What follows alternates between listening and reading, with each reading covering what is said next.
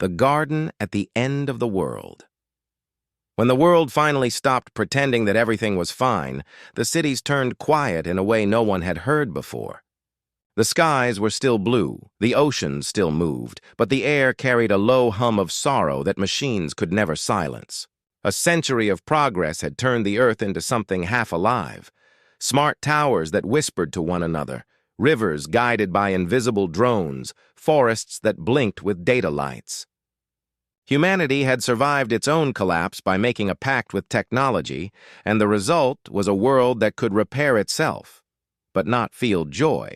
In the middle of this quiet age lived a young woman named Elara Wynn, a soil engineer born in one of the surviving dome cities that stretched along the old Atlantic ridge. Her job was simple: walk the barren outer zones and measure the healing of the ground. But what she really did was listen, to the wind, to the echoes in the dirt, to the faint murmurs that sometimes rose from the earth when the sensors were still. She believed the planet spoke softly, in patterns too delicate for satellites to understand. One morning, Elara left the dome with her pack and her drone assistant. A small orb named Kiro that glowed faint yellow and hummed quietly to itself like a thoughtful bee. The sky was pale silver, the ground cracked and dry, the ruins of old roads glinting like veins through dust.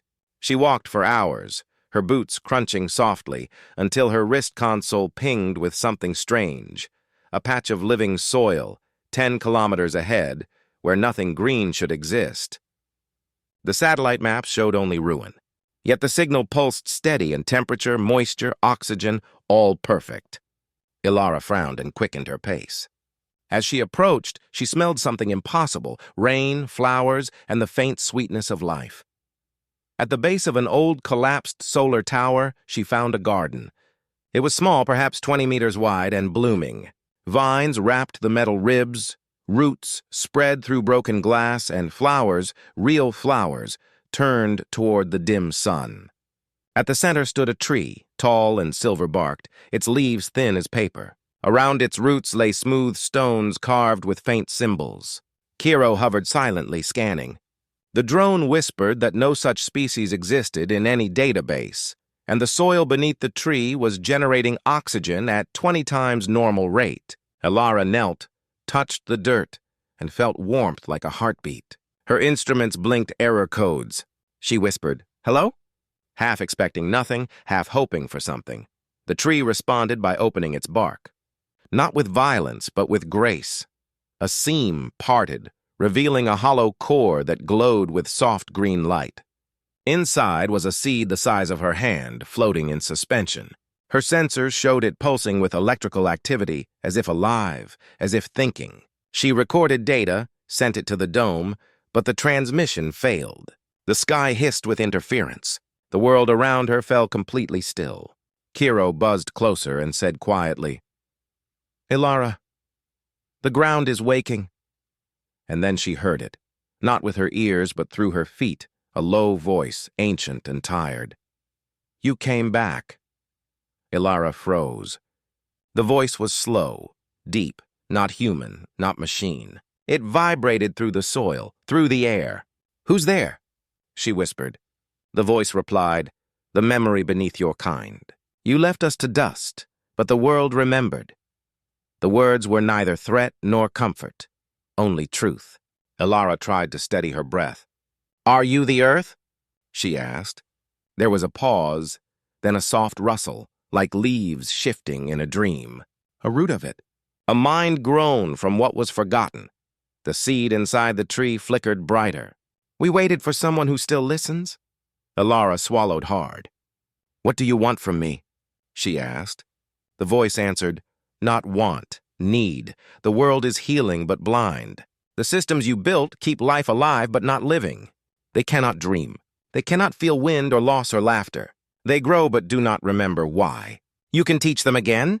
She knelt, hands trembling. "How?" she whispered. "Take the seed. Plant it where the sky touches the horizon.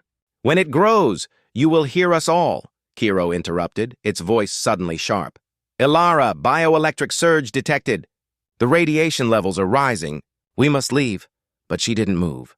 She looked at the seed pulsing in the light and felt an ache she couldn't name, a longing that felt older than her own bones. "If I take it," she asked softly, "will you die?" The voice sighed like wind across mountains. "No, we will awaken."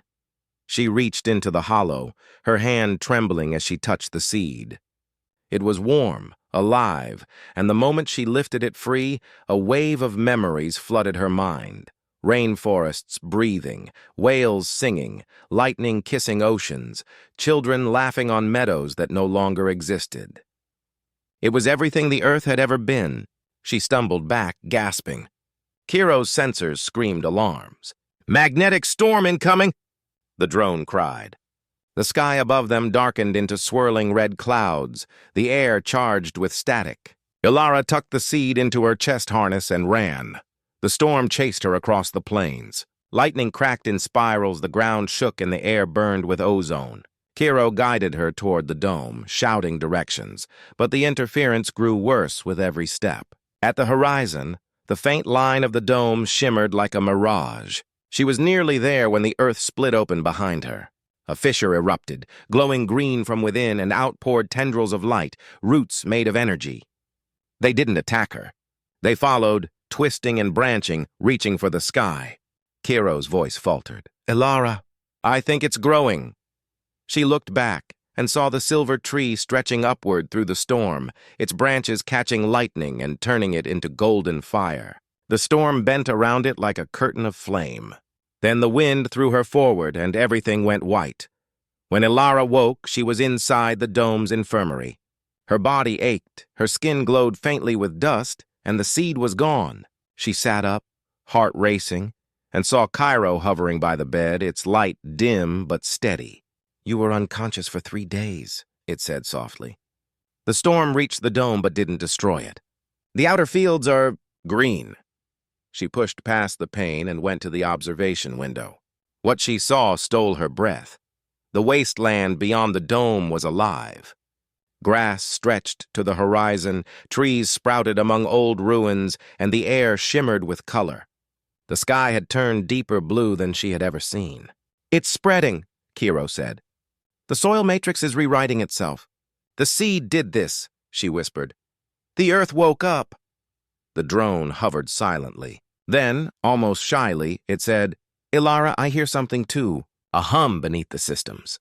Like the ground is breathing." She smiled faintly. "That's what life sounds like." Weeks passed.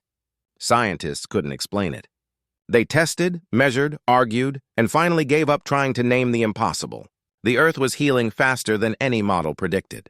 Trees grew through old highways. Rivers cleared themselves. Birds returned to skies that hadn't known wings for decades. And sometimes, late at night, Ilara would walk outside the dome and stand barefoot in the grass. She would close her eyes and listen. The voice always came softly, like a heartbeat under the world. "We remember. We forgive. We begin again." But the story didn't end there. One evening, while she was mapping the new growth zones, Kiro beeped a faint signal. "Ilara," it said, "there's another seed." She froze. The scanner showed a pulse, identical to the one she had found months ago, deep in the soil beneath the old ocean bed. The world was not only healing, it was multiplying. She felt a mix of awe and fear. "How many?" she asked. The drone hesitated, processing. "Thousands, maybe millions, all awakening." The horizon glowed faint green, as if the earth itself was covered in starlight. Ilara watched, breath caught between terror and wonder. "It's happening," she whispered. "The world is taking itself back." The voice rose again, echoing through the air, warm and immense. "Not taking back, inviting you home." She looked down at the soil between her boots, saw tiny shoots curling through cracks, and felt tears in her eyes. Humanity had built domes to survive the world it broke, but now the world was building itself to welcome them back. Kiro drifted closer. "What should we do?" it asked. She smiled through the tears. "We plant," she said simply. "We plant everything." And as the sun set, The real one above and the digital one that still glowed faintly from old satellites, Ilara Wynne knelt and pressed her palm into the warm, living ground.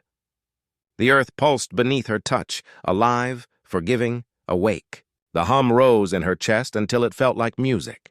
She whispered, "I'm home," and the wind answered with a voice both ancient and kind, carrying her words across the blooming plains. The world at last was listening again.